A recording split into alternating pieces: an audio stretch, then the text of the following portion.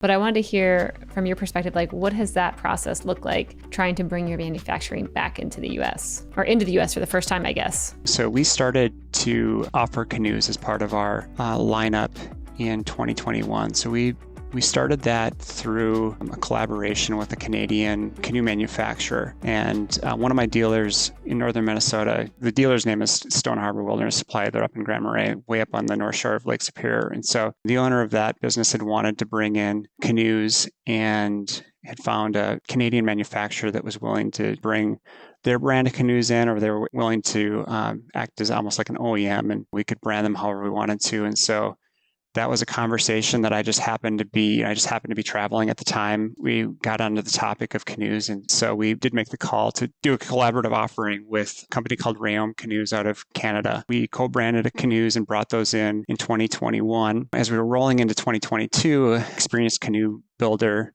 happened to be walking through one of my other dealers and saw the canoes that were offering from Canada for sale. And he called me up and we ended up having coffee and I ended up hearing more about his experience. And he was from Minneapolis and was an experienced canoe builder and could spin up that kind of offering if we could build out the shop and make that kind of R&D investment. And so it took a long time for me to think through whether that was something that we wanted to do or not. There's obviously significant investment required and a lot of R&D. But at the time, we'd been coming off of COVID.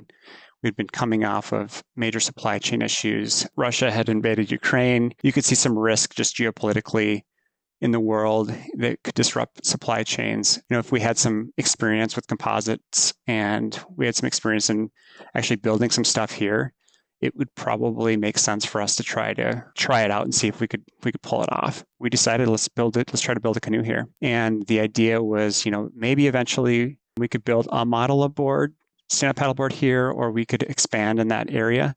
But for now, if we could establish a high-end canoe product, we've got the market for it in our area.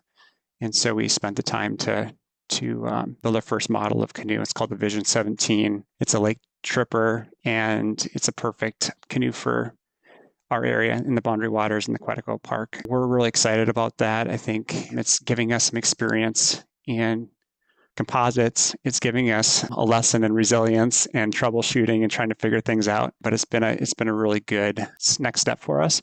And we're still building a lot of our product in China. We're still doing all of our stand-up paddleboards there. Those relationships that were established are still good ones, but to have that ability to have that expertise in-house is giving us additional capacity to be better at the stand-up paddleboard side of the business as well, in terms of repairs that we can do, fixes that we can do. We can just be more resilient in terms of our product offering and customer support and things like that as well. So it's been a good addition. It's definitely tested us in terms of working through issues and overcoming obstacles and things like that. But so far, so good. I couldn't be happier in the way that things have gone, and excited for the future and what we're going to do there.